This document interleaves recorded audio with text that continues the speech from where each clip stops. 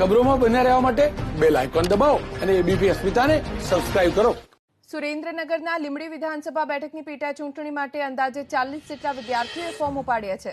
શિક્ષક યુવા બેરોજગાર સમિતિના દિનેશ બાંભણિયાની હાજરીમાં 40થી વધુ વિદ્યાર્થીઓ પેટા ચૂંટણી માટે ફોર્મ ઉપાડ્યા. લીંબડી સેવા સદન પરથી ઉમેદવારી ફોર્મ પૂર્ણ થઈ જતા વિદ્યાર્થીઓ સેવા સદનમાં જ બેસી રહ્યા.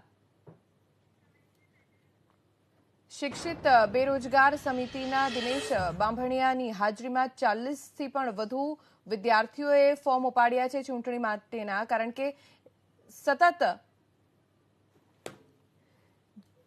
શિક્ષિત યુવા બેરોજગાર સમિતિ તરફથી યુવાઓને રોજગારી મળવાને લઈને આંદોલન ચલાવવામાં આવી રહ્યું છે. ત્યારે આ ચૂંટણીમાં શિક્ષિત બેરોજગાર યુવકો તરફથી વધુ એક આંદોલન છેડવામાં આવ્યું છે.